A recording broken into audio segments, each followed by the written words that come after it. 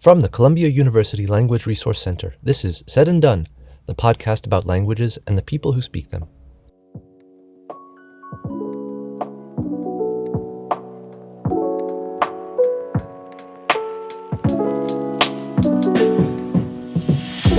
Ling Yan and Yike Li, thank you so much for joining me today. You're both lecturers in the East Asian Languages and Cultures Department here at Columbia, teaching Mandarin Chinese. And over the past 2 years, you've been working with us at the Language Resource Center to develop a project called First Year Chinese Learning Hub, which we'll talk about in this conversation. So let me start by asking you actually to correct my pronunciation of your names, since Chinese is a tonal language and I clearly need some help with the tones. So maybe, Ling Yan, shall we start with you? Okay. My names have the second tones. The second tone in Chinese is a rising tone. It's kind of like in English, like give me all of your money. You would say what? So Ling, Yan. Ling, Yan? Perfect. Okay. And also... Right. So my name is Yike. The first character is the fourth tone. The fourth tone is just like, in English, you say no. No. Yeah, that's a fourth tone. So Okay. the first character is yi, and then ke. Ke? Yes. Okay, Yeah. got it. So yeah, let's talk a little bit about your interest in language learning and why you think it's important. First of all, thank you for having us here. For me, like teaching a language is not just like it's about building bridges between two cultures and fostering communication and empowering students with the ability to express themselves in a new way. And my passion for language teaching comes from the joy of seeing the students grow, and not only in their linguistic abilities, but also in their confidence and worldview. Right. I think language teaching is more than just teaching words and grammar. It's about opening doors to new cultures and perspectives. I have seen how learning a new language empowers students, whether it's giving them the confidence to study abroad, improving their career prospects, or simply allowing them to connect with people from different backgrounds. So this impact is what makes language teaching so meaningful to me. No, I think that's great, and I totally agree. And I was curious, which levels of Chinese have you taught, and which levels are you currently teaching? Because of my age, I have taught Chinese at all levels. At Columbia, I taught like first year, second year, the fourth year, and the fifth year. And I taught the third year when I was at my, doing my PhD degree at the University of Kansas. So basically all of them. Okay, yeah. Yeah. Since 2014, I have taught at Harvard University, Princeton University, and Columbia University, covering first, second, third, and fourth year Chinese courses, as well as different levels of heritage Chinese courses. I'm currently teaching Chinese courses for first year and second year non-heritage learners. And Ling Yan, which levels are you teaching currently? The first year and the fourth level. Oh, with okay. Advanced. So you're both teaching first year right now? Yes. Mm-hmm. And can you talk about the student makeup? Who are the students who are taking your classes? How do they come to the language? What are some of their motivations for taking your class? Most of our students, for the first year, we have two tracks. One is like heritage, which means like their family, they are Chinese. They can speak Chinese fluently, but they don't know how to read and how to write. And for the most of them are heritage students, which means they have zero, exposure to the Chinese language before. So they started from the scratch. Yeah, I can imagine that this would be a challenge. What are some of the motivations that your L2 learners, people who are coming from scratch without any prior knowledge, what are some of the reasons why people take Chinese? Well, I think a lot of students want to learn Chinese is because some of them want to communicate with their family members. But I think for the non-heritage learners, they want to learn the Chinese is because they simply love the Chinese culture. And also some of my students told me that they want the challenge. Oh, okay. And they know it's not, as easy as taking other language classes, but they like the challenge. And some of them, they said they would like to communicate with their Chinese friends. So that's another reason. And some other, just like because they've been to China before, they want to know more about it. Yeah. The culture and the language and more of China. So I have no knowledge of Chinese. If I were to take first year Chinese, what would I expect? What would it be like for me to take that class? Many people believe that Chinese is the most difficult language in the world. But based on the feedback from our students, Chinese is actually a very engaging and fascinating language. To some extent, Chinese is much easier than many Western languages. Now, let me give you some examples. First, there is no verb conjugation. In Chinese, verbs do not change based on subject or tense. For example, I go, he goes, she went are all simply 去 in Chinese without any verb change. And second, there are no tenses. Unlike English or French, where verbs must change based on past, present, or future tense, Chinese relies on time words like yesterday, now, tomorrow to indicate time. And third, there are no plural forms for nouns. In English, you need to add an S or ES for plural nouns. But in Chinese, one book and many books remain the same without changing the noun. And fourth, simple word order. Chinese follows a straightforward subject-verb-object structure, similar to English, without complex sentence structures like cases or word endings that change based on function. Mm-hmm. And fifth, no gendered nouns. Many Western languages like Spanish or French assign gender to nouns, like la France is a feminine noun in French. Dormitorio is a masculine noun in Spanish. But in Chinese, all nouns remain neutral. So a lot of students think that, Chinese is the most difficult language in the world. But those who say so may have probably never studied it. Right. So there's a belief that it's difficult, but the reality is that each language has its own areas that are relatively straightforward for a learner and areas that represent relative difficulty. Yeah, I totally agree with you too. I remember one of my students, before she came to Colombia, she has already learned 13 languages. Oh. So when she came here, she also took Chinese class, Japanese class, Korean class, and she told me Chinese is the easiest language in the world. Oh, wow. So this is totally different from what people, believe Chinese was one of the most difficult languages.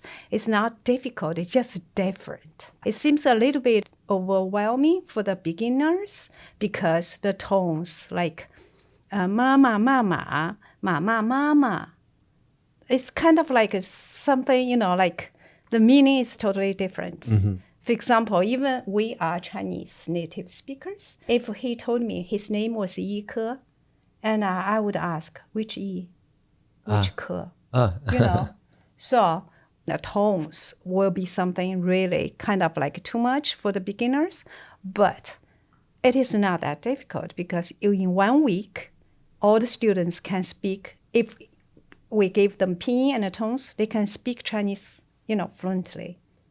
So speaking about things that are relatively easy in Chinese, can you maybe give me an example of a simple sentence in Chinese so that people can understand, how that sentence is in Chinese and then maybe the English version of that same sentence and how the different parts are different from one language to the other?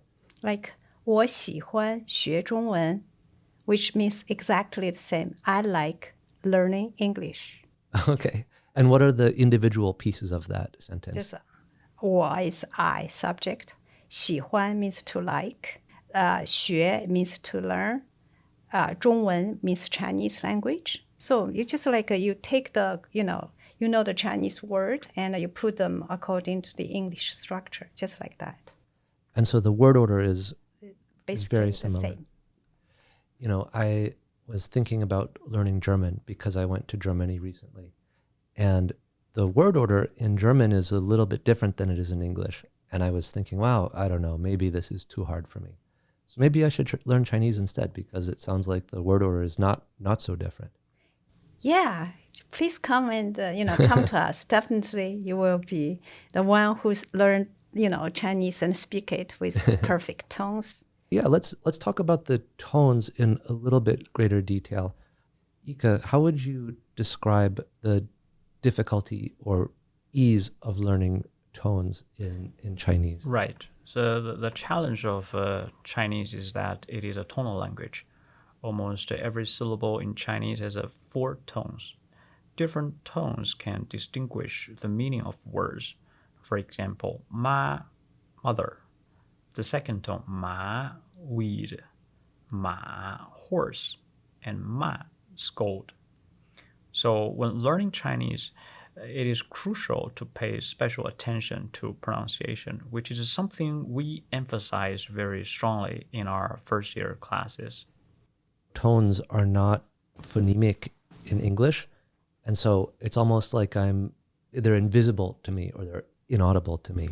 And so I understand that learning the tones would require opening up another dimension of perception, linguistic perception, that doesn't currently exist for me. So I think you do need a lot of work and a lot of guidance when it comes to learning something like that, a non-phonemic characteristic of a language. I know that you have been working with us, both of you have been working with us at the Language Resource Center, although you've certainly been doing a lot more work on your own than what we have helped you with.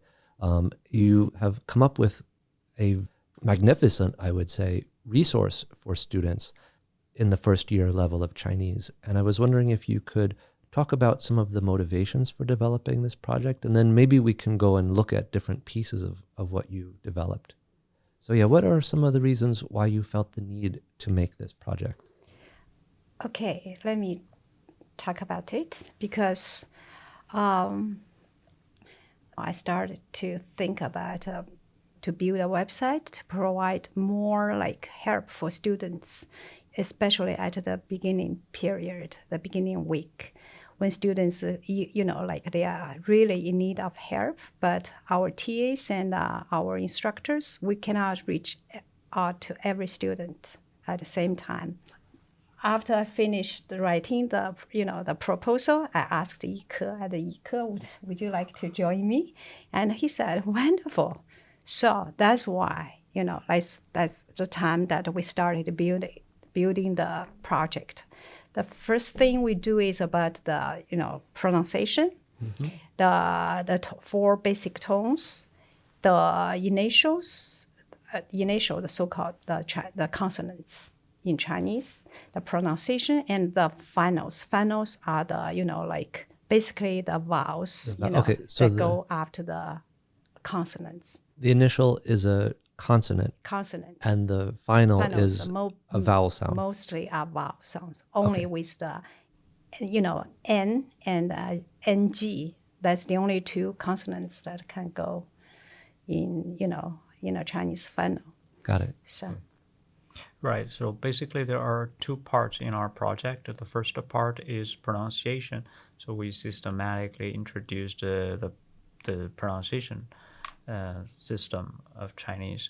And the second part is about Chinese characters.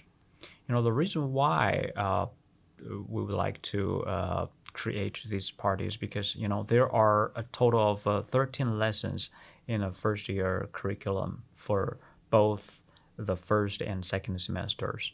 And each lesson contains a set of characters that students must be able to write. In the past, the practice was to give students Chinese character homework sheets, which included the Chinese characters, pinyin, and English translations. So the students were expected to simply copy them. I naively thought that by using these Chinese character homework sheets, students could thoroughly master the characters. However, when I saw the homework and exam papers, I realized that the students' writing of Chinese characters was still quite poor.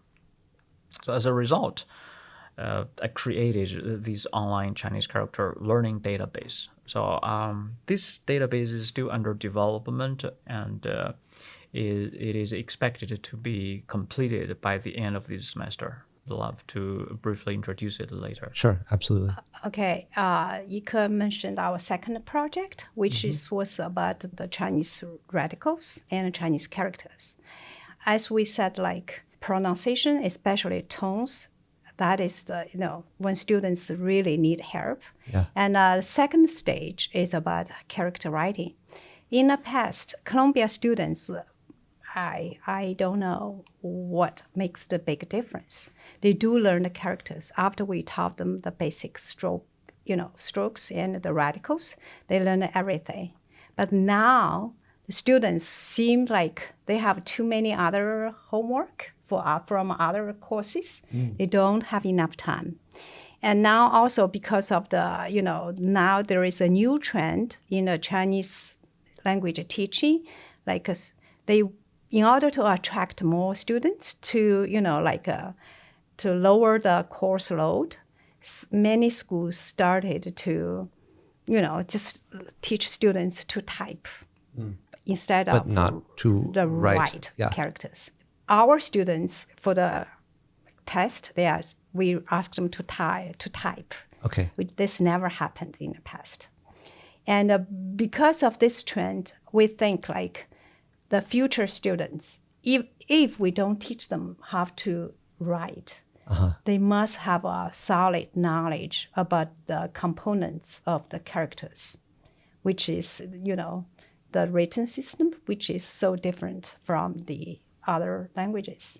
That is our second project. Gotcha. It seems to me that if you learn to write, that might help with memorizing. Is that the case? Yeah, but there are rules to follow. The basic stroke are 7. Horizontal, vertical with a hook, the slide to the right, slide to the left. Most of the characters are composed of those, a combination of these. And we created a website to teach the students the basic radicals. The radicals can give us clue to, for students, even if they don't know the character. But when they look at the radical, like the person radical, they know this character is person related. And what is a radical? A character that has this as a radical. Okay. It is related to human beings. Okay. And if it's a hand radical, that means a verb that needs to be done by using a hand or foot. So which means that's why if students know those, components, the radicals, it will be much easier for them to learn. They can even teach themselves. Yeah. Okay, so a radical of a Chinese character is kind of the root. It's the basic foundation onto which a larger meaning is a character is inscribed. Exactly. Yeah. So it sounds like the areas that you're addressing with your various projects are areas where learners would really want to spend a lot of time to really practice a lot. So why don't we pull it up on the computer? And for anybody who's listening on podcast app, you can go over to our YouTube channel. It's Columbia Language Resource Center, and you can watch the video version of the website that we're going to pull up. Okay, so now we're looking at the first year Chinese Learning Hub, which you've developed. And I'll let you sort of show me around. What's the first thing that we want to look at? Because there's quite a number of things here. And just for anybody who's listening only to the podcasting app, there's a number of tabs: introduction, pronunciation, radicals, animated characters, text, audio and video, words and fun, stroke order, and reference. So where would you like to start? Okay, I will introduce the pronunciation part because that is our first project. Okay. And the first project, as we can see, like we have the, like the tones, the initials, and all of them, whatever is needed for the first week of teaching. And there are two versions. One is PowerPoint version. The other is website-based version. The PowerPoint version was quite like in detail oriented. For those who really want to go deep, there are a lot of exercises there. And if, Yike could click the first one, like the tones. And here, we not only like introduce the 4 basic tones, because there are 4 basic tones in Chinese and a neutral tone. So we, also the features of each tone, and then this is that's the second tone. What are the and also the tips for pronunciation. And on the right side, the students can click to record their sound, like here, and to compare if it's similar or not. Those are just for, extra, for them to have some fun. And then we have exercises. And this is, like after they practice, they can record and compare. And also, like if we go to the end, like, they click the, and then, the students after listen, there are, girl, female, and, male, male, and female, and also child. And they listen to whichever they want, and to figure out what is the tone they just heard. And if at the end, if they go, and then they will show them which is correct, which is wrong. So this is really for people who are just starting your first introduction to tones. Yeah. And it's sort of laid out here, and you can see how it all works. Mm-hmm. And then there are many things, slides. And also we incorporated like many of the, like the poems and the YouTube videos, like for more exercises. And this is the website-based version. So it's basically just students, they are free to choose whatever they want. And you have illustrations of people on arrows pointing different directions, and those arrows represent a rising tone or a falling tone, or the other 2 tones, which are... The third tone, like a low tone, we call it low tone. Low tone, okay. And actually the 4th tone is the highest tone of all. Okay. It's high and quick and short. Okay. So it sounds like a mad tone. When that's why I said like, you are mad at me, because I said, say it again. You say, no. You just say like low. Then you will get it. So I noticed in that menu, there's a tone called sandhi, which means what's that? Change. Okay. Because like a third tone, we have a third tone. Mostly dealing with the third tone sandhi. Tone sandhi. Okay. The third tones actually are not fully, pronounced when they are in daily conversation, for example, but they are only a third tone when they are at a syllable or phrase or sentence final. Otherwise, they have to go on, there will be tone changes depending on which vowel, which tone, the previous, tone of the syllable to follow, I think. Okay, so a tone can be reduced. And that's the tone sandhi. Mm-hmm. Tone, and or switch to a rising tone. When it's followed by a third tone, like a 你好, instead of saying 你好, which is hello, we say 你好. Okay. Like, because in daily conversation, it's really hard if you pronounce a full third tone everywhere. Right. So make it easy. Okay. And then, and so there's really a lot of material for people who want to practice Yes. extensively with, Yes. with the tones. And, that's one of the challenges that I found with both learning and with teaching is that there are certain things that I want to practice with for hours on end. But obviously a teacher cannot spend 10 hours a day with me practicing something. And so a resource like this can really help those students who want to like deeply internalize the tones. They can spend a lot of time here. And at the very now, I remember one day our website, I asked you, the server was like, the school was updating the server, Yes. and the students emailed me, how come it doesn't work? I need it badly. Sorry. It is so helpful. That's why I emailed you. Yeah. No, I can imagine that Yeah. you would practice this a lot. And if it weren't there, you'd be very unhappy. And also, we included the exercises. Let's go to the pronunciation, the spelling. Do we have the spelling exercises? Spelling, go down. Spelling last rules, one. Spelling rules. Spelling rules. This one? Yeah, please. If we go here, we created exercises, students listen, and then they type. And then to check whether they got it correctly or not. Yeah. So that's reinforcing kind of Learning. the typing and the listening. Yeah. Together. I think, it's here. You see? They listen, Okay. click the sound, and they type. 外国 Then they got to type. Got it. And then they will check. Nice. Yeah. Okay, so it's are looking more. like this hub is really bringing together large pieces of the language, and you can move down these hallways in a way. Okay, so that's tones. What's the second thing that you want to show us from your learning hub? The second part, from actually the radicals, the animated characters, those are all what we are doing this semester for this project.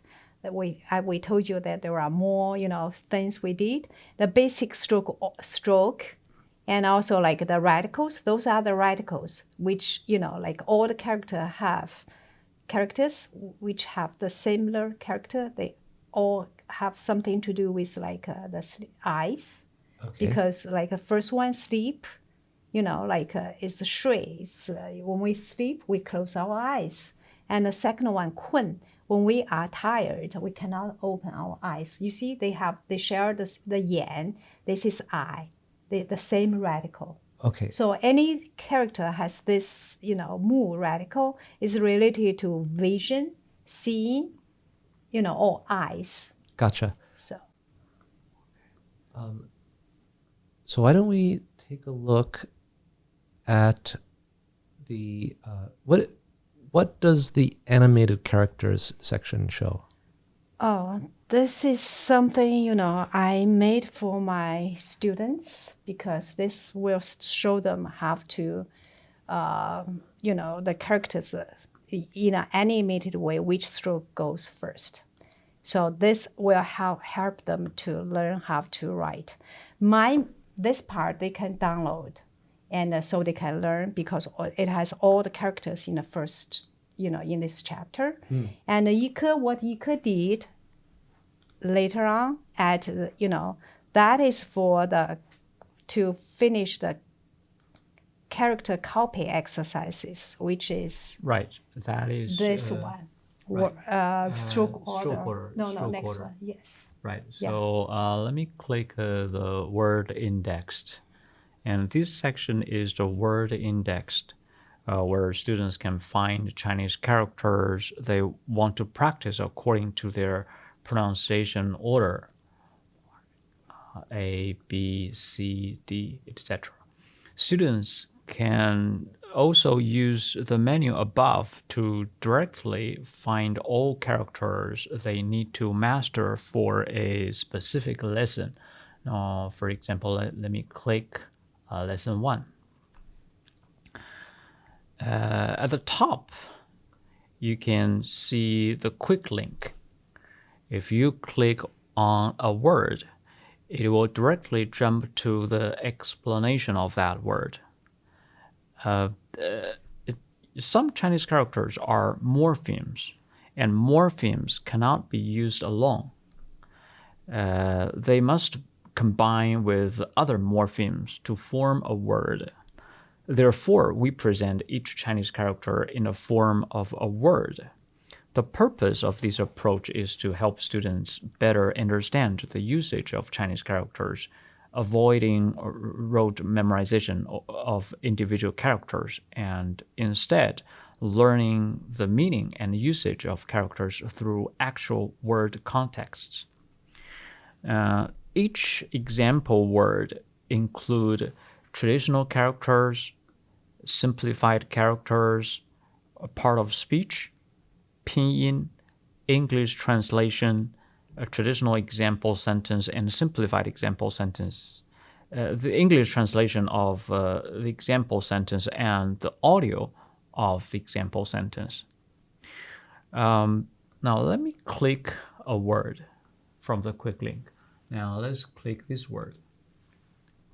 This word means America. The word America is composed of two morphemes, 美, which means beautiful, and 国, which means country. So in Chinese, when we say the word America, we're essentially referring to the beautiful country. Now, Wow. How about that? Amazing. How can we help students quickly memorize these Chinese character? Next to each character, I provide is pinyin. The English meaning of the character is radical. You see, this is the radical. For some Chinese characters, I also include a section called Chinese Studies Classroom, which explains to students the structure and original meaning of the character in Asian scripts. This helps students quickly understand the character and aids in memorization. For example, the first character, 美, in Oracle Bone script, the character Mei resembles a person standing while wearing a headdress. Its original meaning refers to beauty or being attractive. Therefore, through the shape of this ancient character, you can see the image of a person wearing a headdress. Okay, this is the Asian form of the character, and this is the modern character we're writing. So the user can see the evolution of this character and understand its origin. Exactly. Yeah. And the second character is Guo. In Shang Dynasty Oracle Bone script, the character Guo is composed of the symbol for a weapon, which is on the right, and the symbol for a boundary, which is on the left. So what is a country? Ancient Chinese people believed that a place protected by weapons was called a country. In addition, this database also provides a dynamic and static stroke orders for Chinese characters, helping students reinforce their memory from multiple angles. Now, this is the dynamic stroke order, and here is the static stroke orders. Wow, so you can really see the step-by-step process of making a character. Okay, so can we go back to the top again? Yes. And was there anything else that you wanted to show off from the last thing we would like to show, the words and fun. Right. Okay, now we asked our TA she made the first few ones, like just dragging exercises for students. Like today, they put it here, the meaning, for the new words of the first chapter. And very cold. And Right. So you have the English version of a word, and then you're Of dragging word. it to the Chinese Yeah. version. You can do it, like wrong. If it's wrong, you students can check the Okay. answer. You see wrong, and then you can try again.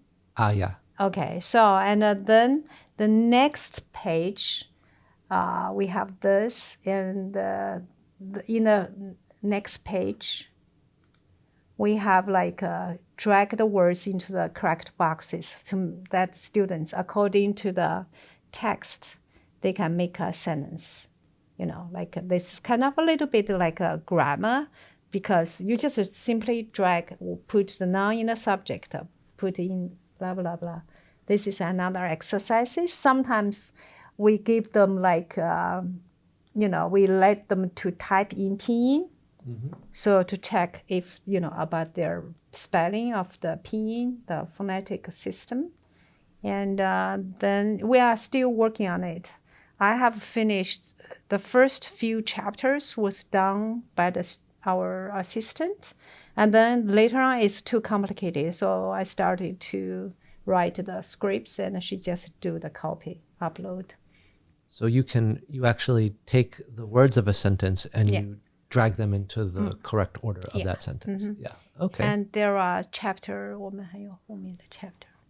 Let's look at the later chapters. No, chapter 2 or chapter 4, 5. 我们看看吧. 6, 7. Let's look at 6. This is still drag. Let's move up.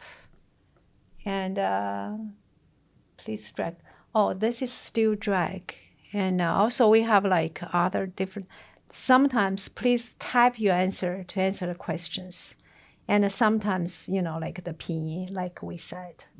So it's a combination of both. Right. So you're seeing things already there, or you have to generate it on your own. Yeah.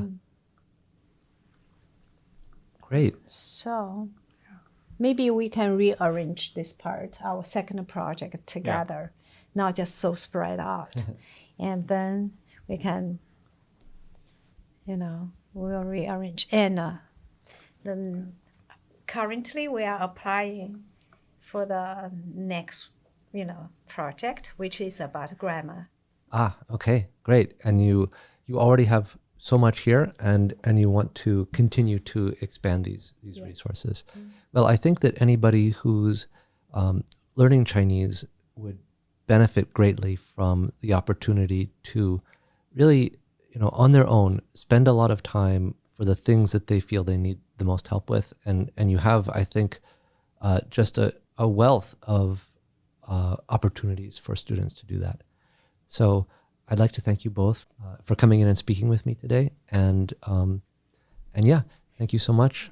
Thank you for having us here to introduce our project. Thank you very much. My pleasure. And also, we would like to extend our, gratitude to the Language Resource Center and you, Simon and Kim, for all the support and help through the years. Of course. Well, I'd like to thank you for making us look good by developing such a wonderful and rich project.